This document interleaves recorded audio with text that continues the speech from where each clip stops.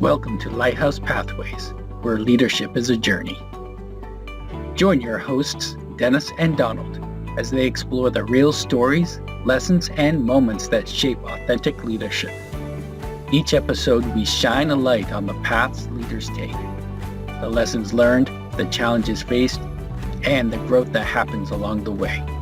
Whether you're just stepping into leadership or guiding others through uncharted waters, this is your space to learn, reflect, and grow. Let's navigate the journey together. Hi, welcome.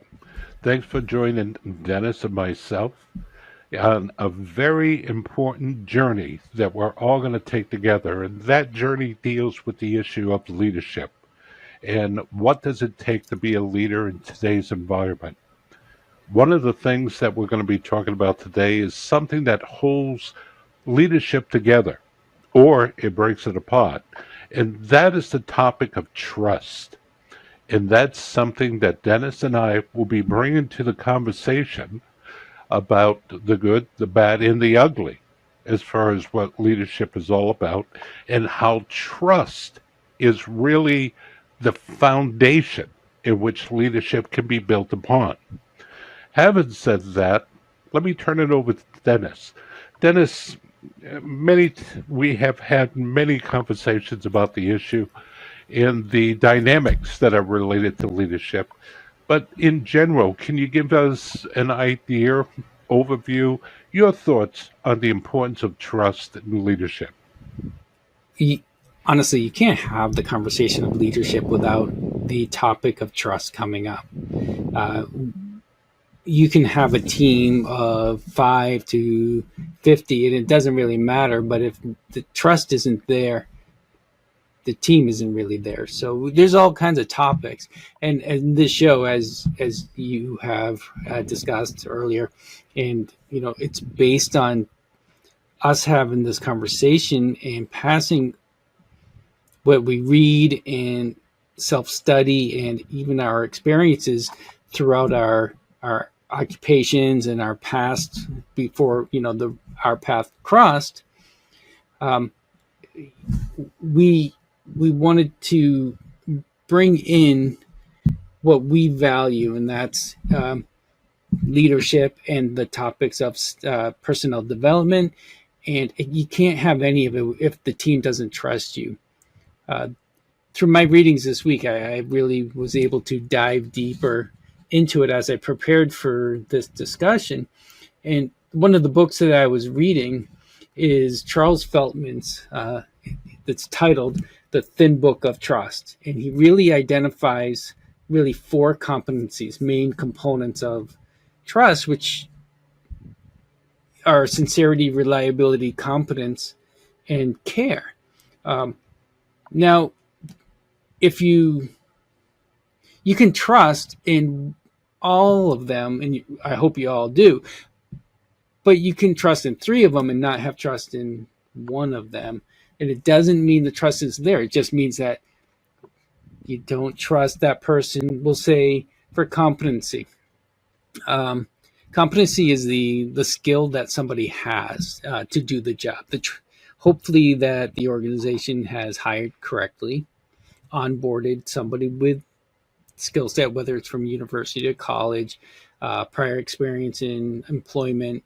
But hopefully there's a personnel development program, training program within the company to further enhance that skill set.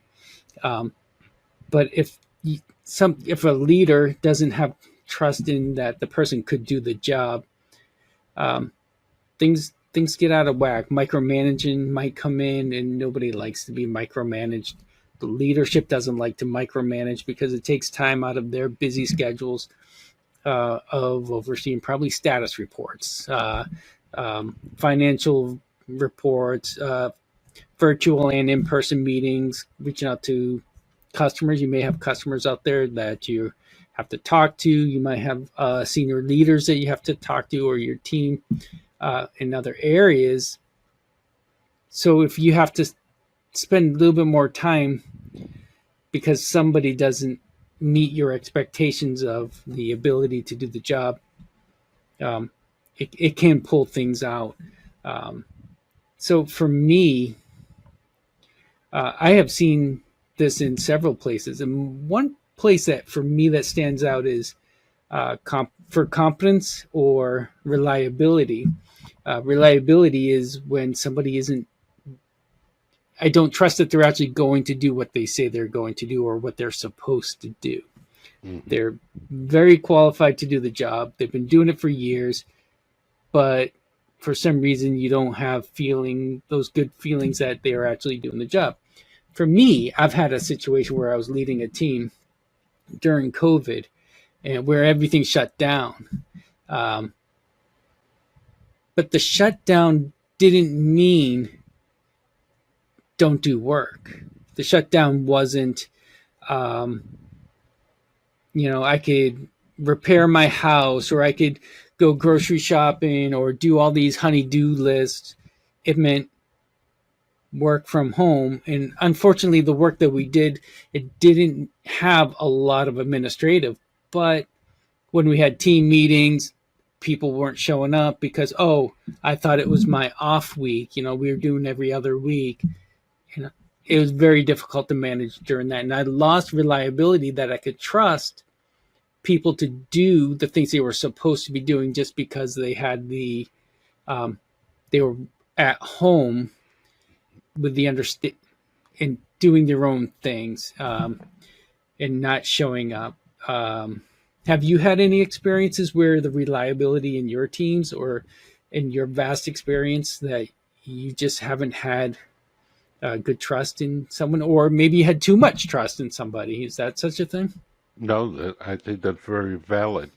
You brought up several points I wanted to explore, and I want to explain to our listeners that Dennis and I both have extensive experience in these fields, yet we don't want to suggest to anyone who's participated, if you will, in this podcast that we are the gurus Not at all. above all else. We live up on top of the mountain. We know all the answers. We don't.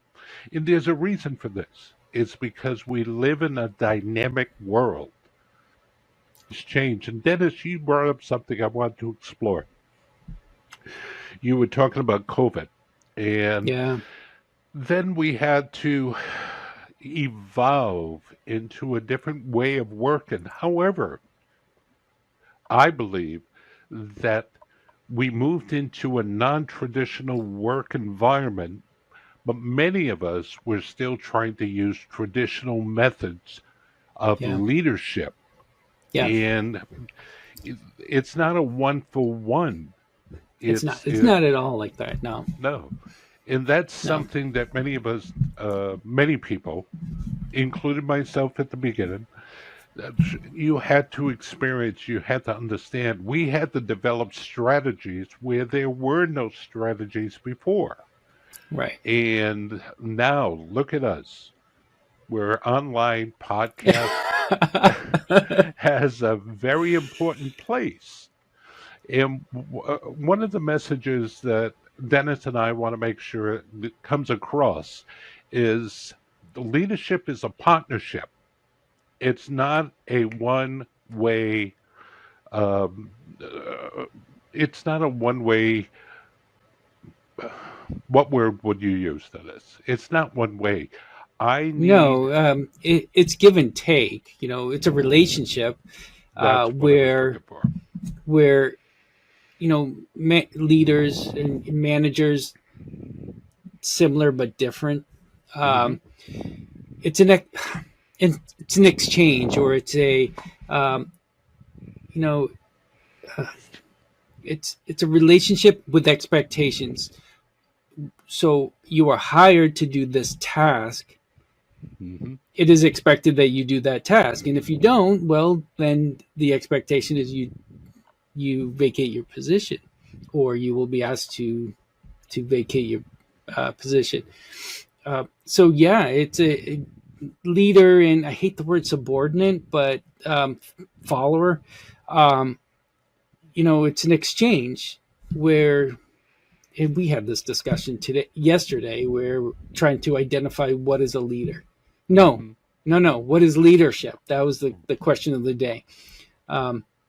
And, it's not good leader. It's not a bad leader. It's what is leadership, which is, it's actually really hard to break down to what it can be applied to across all spectrums in all areas. Mhm. For me, leadership isn't, it's, it's not, overseeing, it's not dictatorship. It's not authoritarian. It's, you know, But let me uh, ask you a question, Dennis. oh, Let it's me so ask you a question. hard. And by the way, for the people who are listening to us at this point, that's one thing you're going to find with Dennis and I, is that we agree on many things. We disagree on some On many things. things. And we have and we also have different interpretations, just We like do. you will have when you listen to the topics that we have right now. Yeah. Um, just to bring it back, though, Dennis, for a moment, we were talking about trust. Hmm. And I want to come back to those four pillars that you were bringing up before. Hmm. Yeah, and one of the things you happened to mention was the word micromanage. Oh. And now, micromanage, there are sometimes, at least in my experience, that being a micromanager, and it can be very beneficial, especially when you have a person who's unfamiliar with the environment in which they'll be working. And it may feel like micromanagement, but it's truly not intended to be that. It's meant to be there as a support mechanism to help validate a person's work in their approach to work.